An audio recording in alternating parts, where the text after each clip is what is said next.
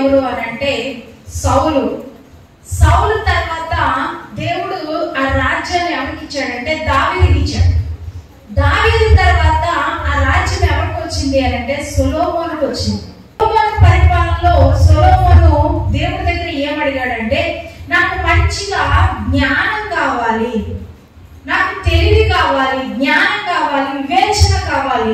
ఎందుకనంటే ఈ ప్రజల్ని నేను మంచిగా పరిపాలించాలి అని అడిగాడు. చాలా సంతోషపడిపోయాడు. ఎందుకనంటే ఆ దినాల్లో ఎవ్వరు కూడా జ్ఞానాన్ని అడిగిన వాళ్ళు లేరు. కానీ సొలొమోను మాత్రం చాలా చక్కగా దేవుడి దగ్గర ఏమడిగాడంటే వివేచన, జ్ఞానం అడిగాడు. దేవుడిచ్చినటువంటి ఆ జ్ఞానం, దేవుడిచ్చినటువంటి ఆ తలాంతు చివరికి సొలొమోనుకి మేలుకరంగా మారలేదు. ఎందుకు చెప్తున్నానంటే, ఇప్పుడు మనము పరిశుద్ధంగా ఉండొచ్చు, భక్తి చేసే వ్యక్తిగా ఉండొచ్చు, చాలా ఉన్నతమైన ఆశీర్వాదాలు పొందుకున్న వ్యక్తిగా నువ్వు కనబడచ్చు. కానీ నువ్వు చేసే సహవాసం వల్ల ఎంత భక్తిగా ఉన్నా కానీ ఏమైపోతారంటే పతనమైపోయే స్థితి దుష్టుల యొక్క సహవాసం. అందుకనే మొదటి కీర్తనలో ఏమని రాయబడ్డది? దుష్టుల ఆలోచన చొప్పున నడవక, పాపుల మార్గమున నిలవక, అపహాసకులు కూర్చుండు చోటను కూర్చుండక. దీని యొక్క సారాంశం ఏంటి అంటే, నువ్వు దుష్టులతో సహవాసం చెయ్యొద్దు. నువ్వు నీతివంతుడుగా ఉండాలి, దుష్టుడుగా ఉండకూడదు. వాళ్ళు ఎక్కడ కూర్చున్నా నువ్వు అక్కడ కూర్చోకూడదు, వాళ్ళతో మాట్లాడకూడదు, వాళ్ళతో సహవాసం చెయ్యొద్దు అని చెప్తున్నాడు. ఇక్కడ సొలొమోను గురించి మనం చూస్తే మొదటి రాజుల గ్రంథం 1:1 దేవుడు ఒక కట్టడ చెప్తున్నాడు ఇశ్రాయేలు ప్రజలకి. ఏమని చెప్తున్నాడు?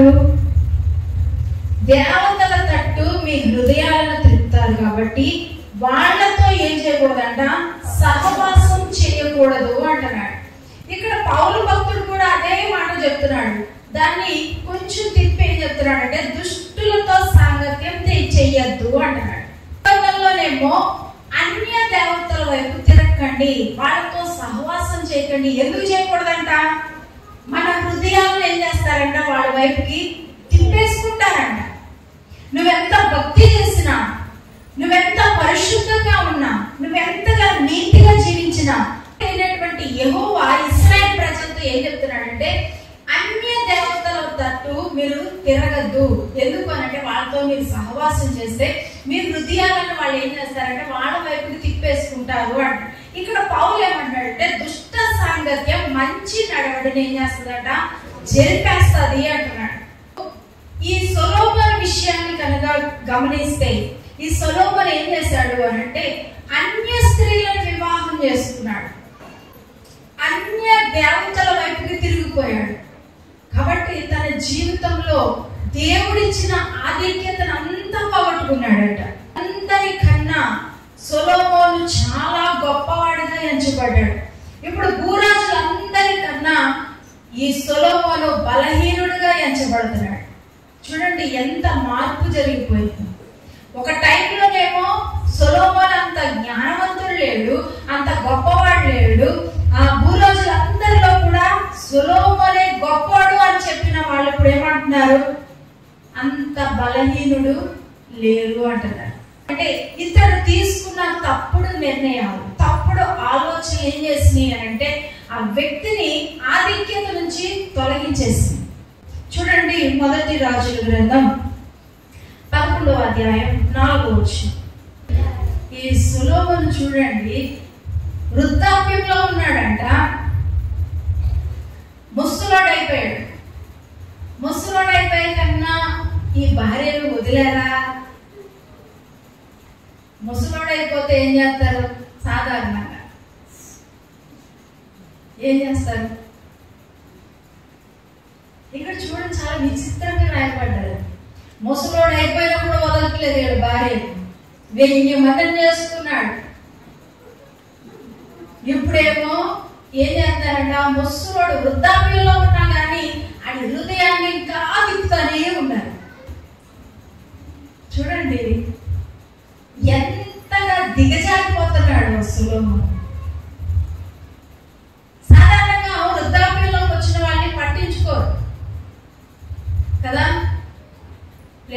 ఏంటి అలా పడేస్తారు, తింటే తిను ఉంటే ఉండు. ఇంత ముసలి వయసు వచ్చాక కూడా ఈ స్త్రీలు ఏం చేయట్లేదంట, సొలొమోను విడిచిపెట్టట్లేదు. ఇంకా హృదయాన్ని ఏం చేస్తున్నారట, అన్య దేవతల వైపుకు తిప్పుతా ఉన్నారట. క్రైస్తవుని యొక్క జీవితంలో వృద్ధాప్యం అనేది ఒక విషాదం అవ్వకూడదు.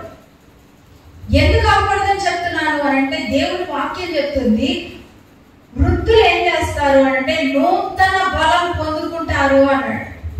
క్రైస్తవుని యొక్క జీవితంలో వృద్ధాప్యం అనేది బలహీనమైనది కాదు. ఎందుకు అనంటే నూతన బలాన్ని దేవుడు అనుగ్రహిస్తాడు.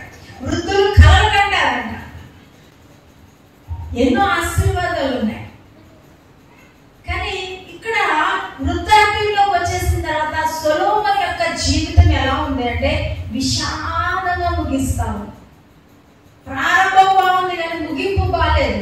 సొలొమోను 11వ అధ్యాయం 5వ వచనం. ఇలాంటి హృదయం సొలొమోనుకి లేదు. దేవుడేమో దావీదును చూసి అంటున్నాడు, నా చిత్తానుసారుడు, నా హృదయానుసారుడు, నాకు ఇష్టమైన వ్యక్తి అని సాక్ష్యం ఇస్తా ఉన్నాడు దావీదు గురించి. కానీ ఇక్కడ సొలొమోను గురించి ఏం రాయబడ్డది అంటే దావీదు లాంటి హృదయము ఎవరికి లేదంట, సొలొమోనుకి లేదంట. 5వ వచనాన్ని చూద్దాం.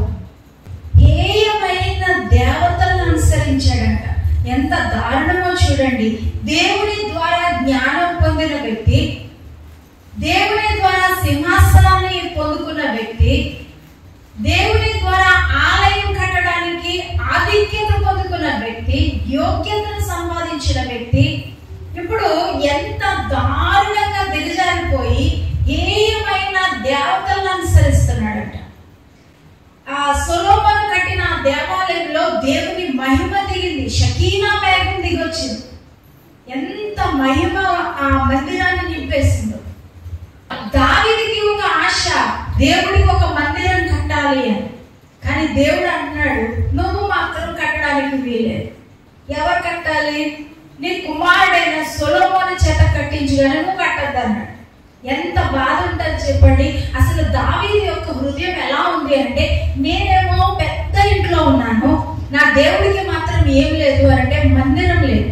కాబట్టి నేను ఎలాగన్నా సరే దేవునికి ఒక ఆలయం కట్టాలి అనుకున్నాడు. కానీ ఆ ఆధిక్యతను తీసుకెళ్లి దేవుడు ఎవరికి ఇచ్చాడంటే సొలొమోనుకి ఇచ్చాడు.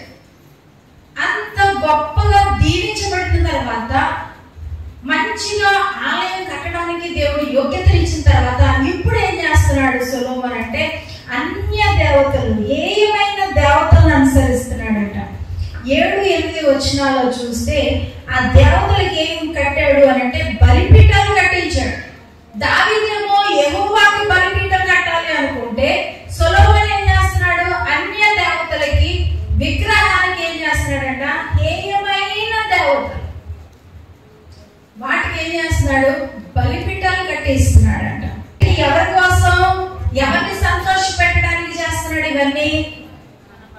తన భార్యల్ని సంతోష పెట్టడానికి. దేవుడిచ్చినటువంటి ఇశ్రాయేలు ప్రజలకి దేవుడిచ్చిన కట్టడని ఈ సొలొమోను మీరాడు.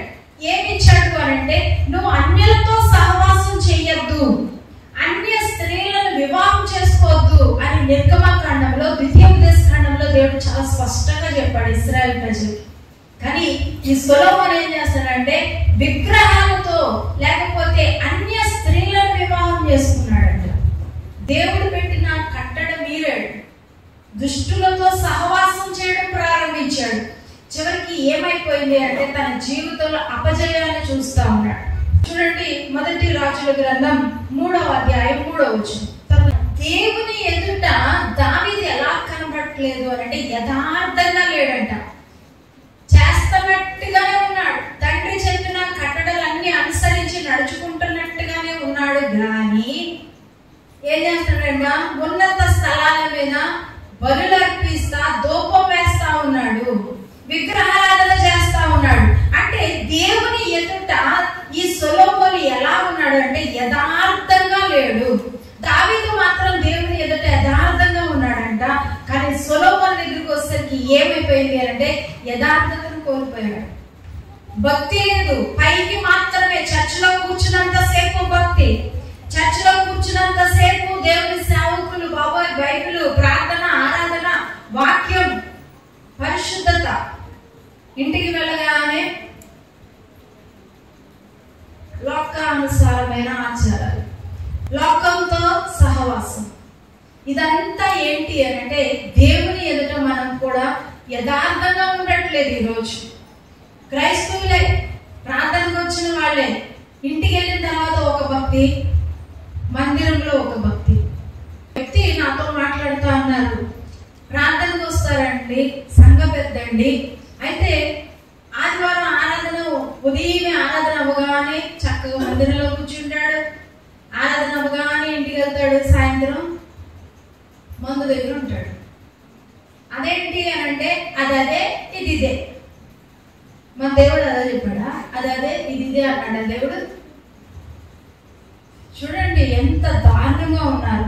అలాంటి వాళ్ళ వల్ల క్రైస్తవులకి ఏమొస్తుంది అంటే చెడ్డ పేరు, యేసునామం దూషింపబడతాం.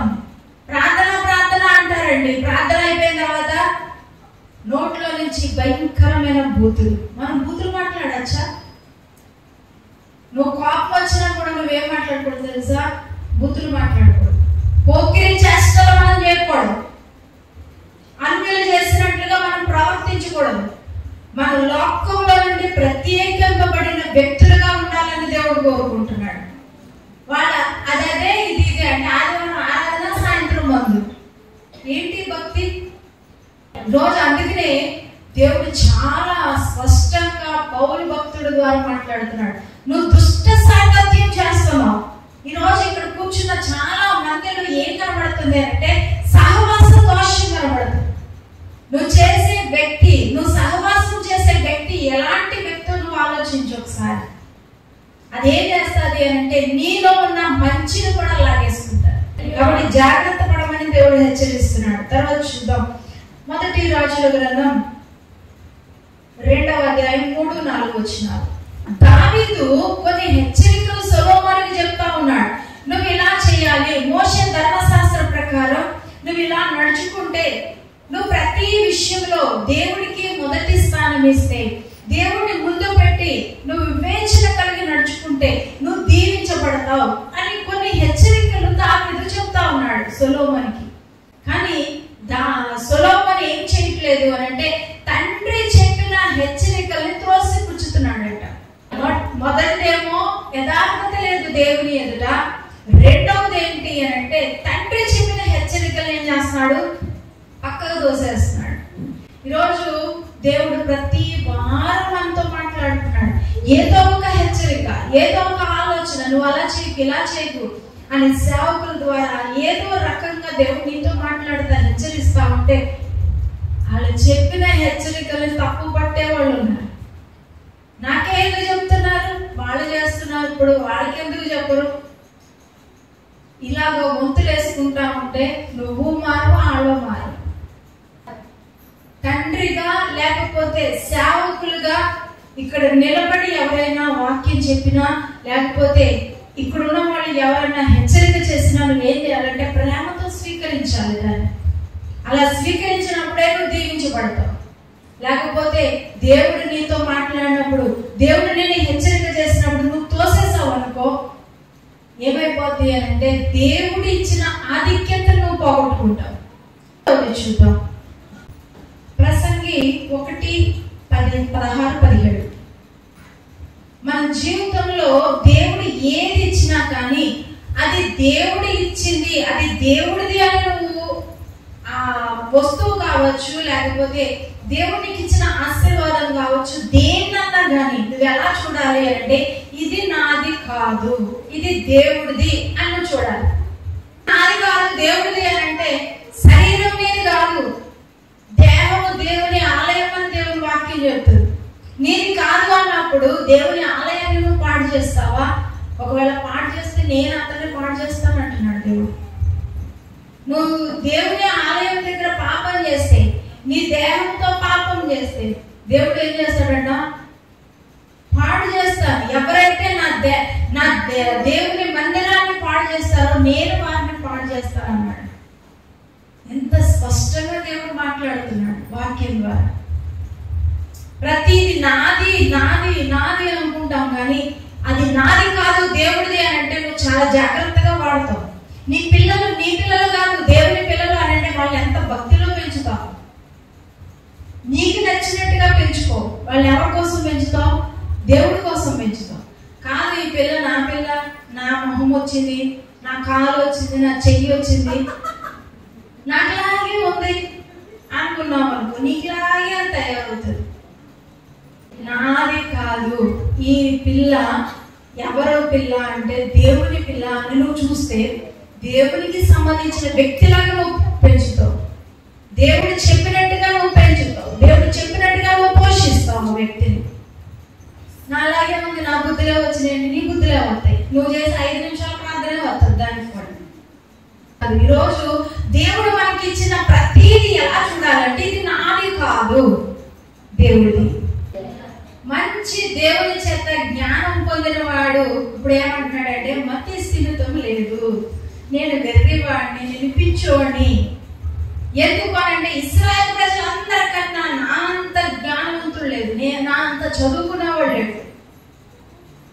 నువ్వు పిహెచ్డి చేయొచ్చు, ఎంఏ చేయొచ్చు, MA చేయొచ్చు, MCA చేయొచ్చు, బీటెక్ చేయొచ్చు, ఎంటెక్లు ఏ టెక్లు చేసినా కూడా నువ్వేమనుకోవాలంటే ఈ అధికమైన విద్యాభ్యాసం చేయడానికి దేవుడు నాకు సహాయం చేశాడు. అంతేగాని ఈ సొలొమోను అనుకున్నట్టుగా కనుక నువ్వు మనస్సులో అనుకుంటే ఏమైపోతావంటే జీవితమే వ్యర్థం అంటాడు చివరికి. అధికంగా విద్యాభ్యాసం చేశాను, నా అంత జ్ఞానవంతుడు ఇశ్రాయేలు ప్రజల్లో లేడు అనుకున్నాడట మనసులో పాపం.